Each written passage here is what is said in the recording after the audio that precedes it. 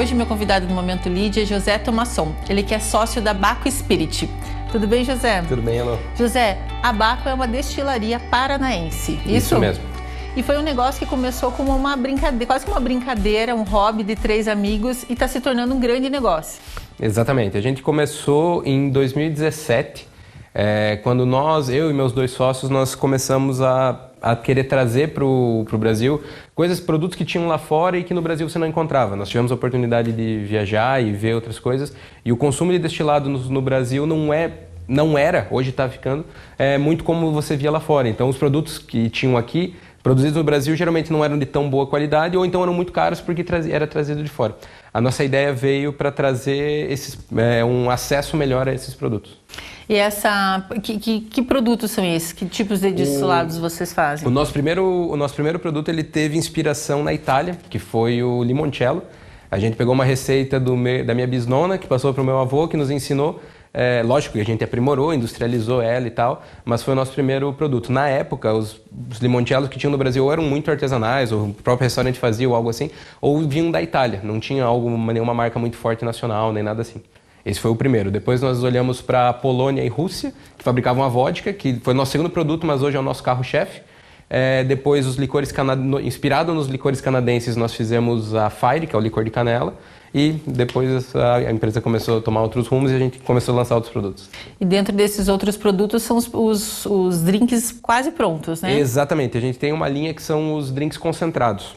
Eles foram criados na época da pandemia, porque muitas pessoas nos perguntavam, eu tenho a vodka em casa, mas o que eu posso fazer com isso? Além de fazer uma caipira, tomar com um energético ou o que quer que seja.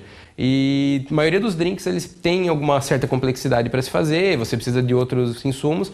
E nós olhamos, seria legal se a pessoa tivesse uma coisa que ela só finalizasse ao gosto dela. Porque já tinham chegado no Brasil alguns drinks prontos, em lata, garrafa, só que esses geralmente não têm muito sabor, muito frescor, porque eles já vêm pronto de fábrica e você não consegue finalizar. Ou você gosta ou você não gosta. Quando a gente lançou o produto, era para a pessoa finalizar em casa. A gente se inspirou num conceito francês de purée, que é só a essência dele mesmo, só a gente concentra, tira a água e a pessoa finaliza em casa. Por exemplo, o nosso Moscow Mule, que é o carro-chefe dessa linha. Já vai o gengibre, o limão, a vodka concentrado, e o açúcar, e a pessoa só faz a diluição. A gente recomenda com água com gás, mas se a pessoa prefere sem gás, pode tomar sem gás. Se a pessoa prefere mais amargo, pode tomar com tônica, mais alcoólico, coloca espumante, faz um spritz. Aí fica a cargo da finalização e a cargo da pessoa tomando em casa. Que bacana. Eu vi alguns dados que aumentou o consumo de bebida alcoólica durante a pandemia. Aumentou. E vocês pegaram carona nesse movimento também? Crescimento da empresa? Um pouco. A gente ainda não tinha uma presença tão grande no mercado de prateleira, digamos assim, mercados, distribuidoras e tal. A gente conseguiu pegar um pouco de carona assim, mas mais no final. Nossa empresa não estava tão estruturada na época, a gente não tinha tanta presença, mas sim, o consumo aumentou muito e começou a se buscar muito por produtos que fossem não tão difíceis de fazer em casa, porque no bar, no restaurante, você pede e tem a pessoa fazendo. Em casa você precisa fazer, então se você não sabe, não vai. Por isso que aumentou muito o consumo de vinho, cervejas e tal. E vocês, dentro desse crescimento, né, vocês passaram, como começou meio que quase como uma brincadeira, vocês fazerem de forma meio artesanal ainda, quando vocês se profissionalizaram, a decisão foi dos 3 sócios que tinham outras atribuições, os 3 são engenheiros, isso? Isso, nós 3 somos engenheiros. E aí vocês decidiram apostar 100% no negócio e vir com tudo para fazer a empresa crescer. Exatamente. No final de 2020, no primeiro ano da pandemia, a gente estava conversando e nós falamos, olha, ou a gente profissionaliza ou para, porque senão não ia para frente. E nessa época eu fui o primeiro a pedir demissão do meu emprego. Eu pedi demissão em dezembro. Em janeiro eu estava 100% focado na nossa empresa. Isso já representou um crescimento muito grande nesse ano. A gente cresceu mais de 6, 7 vezes durante o ano de 2021. Em 2022, no início, um dos meus sócios pediu demissão e veio também, e o outro mais para o final do ano, conforme a gente foi estruturando a base da empresa. Mas desde isso, no início de 2021 até hoje, eu diria que a gente já cresceu mais de 50 vezes, pelo fato da gente ter se dedicado e colocado mais esforço. E qual que, na tua opinião, como engenheiro, qual que vocês sentiram que é a maior dor de crescimento do empreender hoje aqui no Brasil? Olha, é complicado, tem várias coisas que são dores, né? A burocracia é uma dor muito grande para nós que lidamos com produto alimentício, então tem várias regulamentações, algumas regulamentações de órgãos diferentes não se conversam e são contraditórias. Por exemplo, um diz uma coisa, o outro diz outra, e você tem que atender os dois e acaba ficando difícil. A parte de logística é muito complicado. Por exemplo, a gente tem clientes no Amapá que leva 35 dias para chegar a mercadoria para ele. Então ele compra hoje para chegar mês que vem, para daí ele começar a vender. Então ele precisa de um controle de estoque muito maior, uma previsão muito maior. Fernando de Noronha, que nós atendemos também, 20 dias de caminhão, depois mais 10 dias de barco para chegar na ilha. Então, o desafio logístico que você só entende quando você está mexendo com isso, exatamente. E eu não diria um desafio, mas é complexo de entender tudo, é o tributário. Porque o tributário, cada estado é o seu, né? ICMS é estadual, então hoje a gente está presente em 20 estados. E para cada estado você tem que ter uma tabela de preço, uma política, não tem muito certo... quem recolhe o quê, então às vezes eu recolho, às vezes o cliente recolhe, então você tem que ter um manual muito bem feito nessa parte também.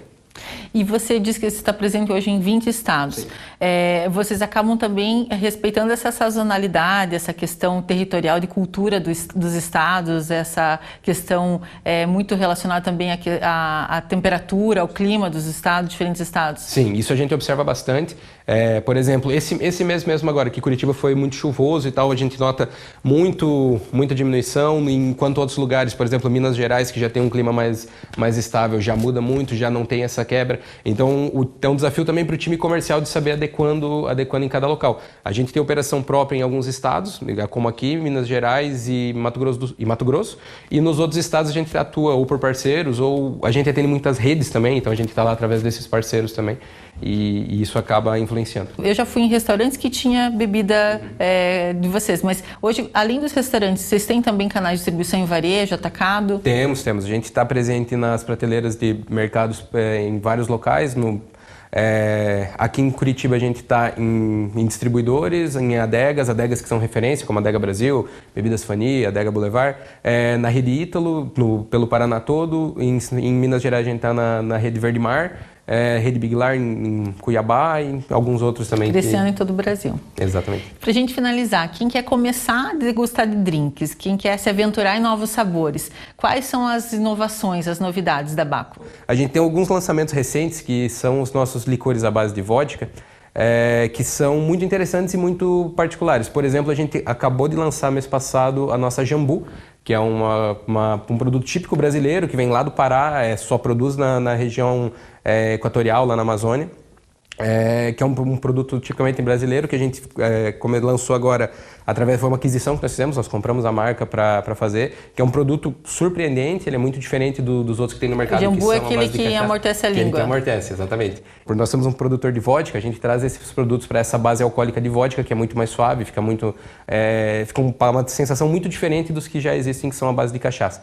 Além deles, a gente tem o nosso lançamento desse ano também, que foi a Nutelka, que é um licor de avelãs, que é muito gostoso, ele foi inspirado nos licores poloneses. E de mais novidades, temos a nossa vodka de banana, que é uma vodka muito característica nacional, né?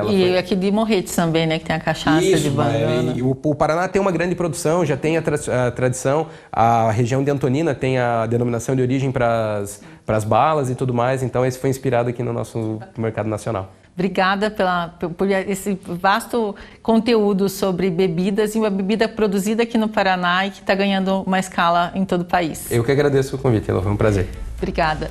Para você que quer saber mais, conhecer mais sobre cases de empresas paranaenses que ganham destaque aqui no Paraná e em todo o país, siga acompanhando o Momento Lead. E até a próxima semana.